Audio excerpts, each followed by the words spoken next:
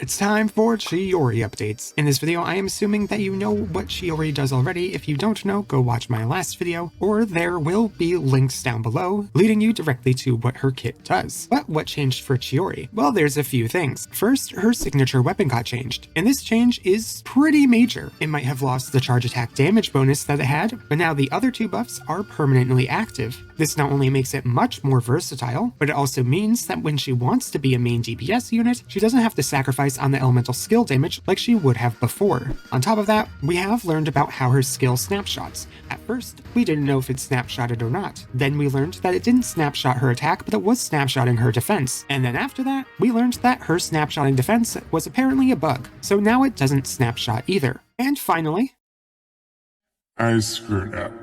Yeah, this was a mistake on my part. I forgot to give her a goblet. I know. That's a big thing. That is a big percent damage loss. But as you will see coming up, it kind of canceled out the snapshotting nerf that she got. So the numbers in my last video are still kind of what they are going to be like now. The biggest difference that these nerfs and buffs made for her is between the Golden Troop and the Husk of Opulent Dreams set. The Husk of Opulent Dreams is significantly better now, as it got a massive boost in power because of two reasons. Since I forgot about the damage percent she would have had in my first Calcs, Golden Troop became less important due to the heavy amount of percent damage it offers. On top of that, Chiori's skill became non-snapshotable, rendering her unable to benefit from Goro's massive flat damage buff. Due to this, she now relies much more heavily on the defense stats that artifacts grant her. Despite these two buffs, Golden Troop is still better than Husk, but this time by only about 0.5%. However, there are times where it can be worse. These situations are relatively self-explanatory though, as Husk is generally slightly better when using her burst constantly, while Golden Troop is better when relying on her elemental skill. It's also specifically better with Cinnabar Spindle, since it grants her a crap ton of base damage for this percent damage multiplier to scale off of. When not considering Cinnabar, Golden Troop is rendered about 1% worse than Husk, which is not that large of a difference. Considering it's also significantly more resin efficient to farm for, I would still suggest going for Golden Troop over Husk, especially if using Chiori in teams where she won't burst every rotation.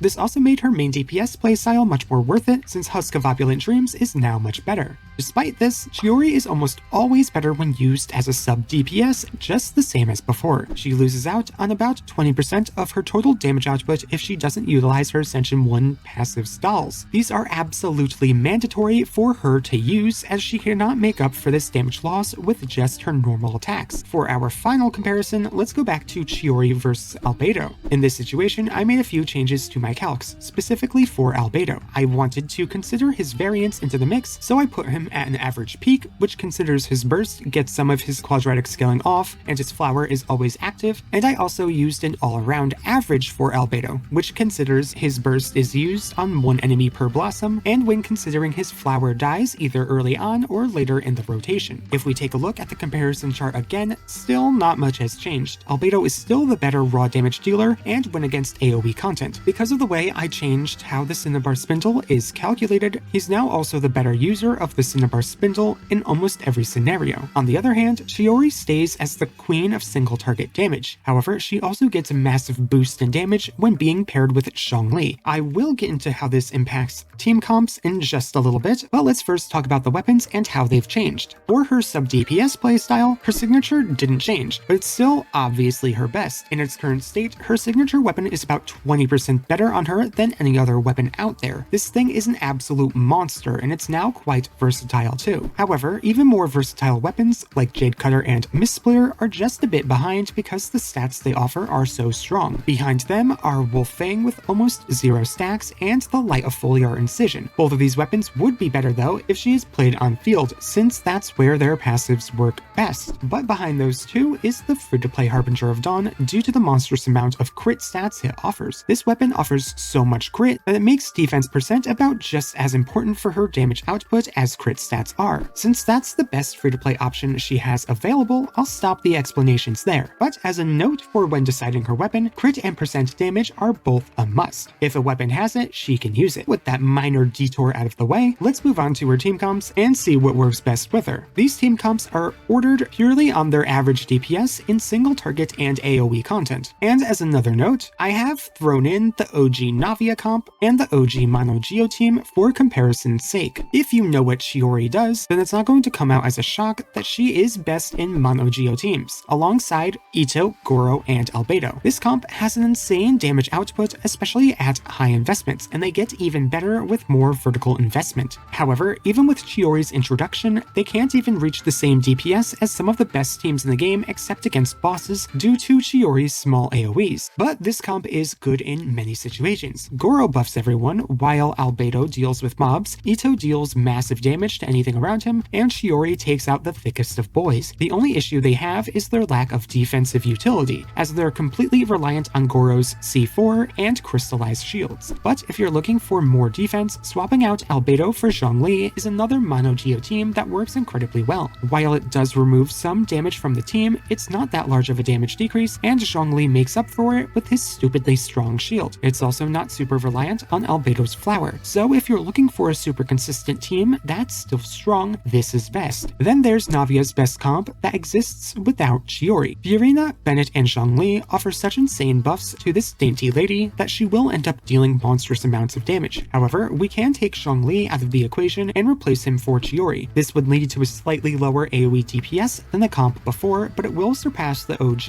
in single target damage. Also, if Chiori does have her first constellation, this would be Navia's new best team. Past this point, we have the comps that Chiori does just okay with. Chiori Walnut, including Jingshou, Hu Tao, and Zhongli, is particularly great against single target content, as it's just behind what Navia comps can offer. However, this is strictly just a worse version of Double Hydro with Fiorina or Yolan or both. Next up is the previous best mono Geo team, including Albedo, Ito, Goro, and Zhongli. This comp is finally getting better with Chiori's release, as her versions increase their overall damage output by 11%. And finishing off the decent team options, we have the two that pair Chiori and Albedo together. First is another Walnut comp, which loses out on both damage and defense from the loss of Zhongli's shield. And then there's these two with Bennett and Navia, which doesn't do nearly as well without Fiorina. After that, we have the teams that are struggling to catch up. The first three feature Noelle, with her best being alongside Goro, Fiorina, and Chiori even without a construct. Then there's a similar variation that replaces Goro with Albedo, and the final one that replaces Fiorina with Goro. Final underwhelming comp I have includes Ningguang, Bennett, Chiori, and Albedo. Just like the ones above, it doesn't do so hot. Not many other comps are good enough for Chiori to work in, especially without her first constellation. And even in the comps she does work well in, the only team she ends up being an upgrade to is Mono Geo. Even with these changes and a bunch of different new information I'm taking into account, not much has changed with Chiori. She's still the single target queen she always has been, but only really in Mono Geo teams. In my opinion, Chiori's kit is just not unique. There's not a bunch of different situations that she can work in, and there's not a lot of interesting mechanics that she has going for her. Instead, she's just a DPS for Mono Geo. So with this Chiori video finished, I think I'm just going to wait and see what happens with her next update. If not a lot changed, I'm just going to skip the next update video and focus on my full guide instead. But anyways, I will get out of your hair. Thank you all so much for watching, and I hope to see you all next time. Bye bye!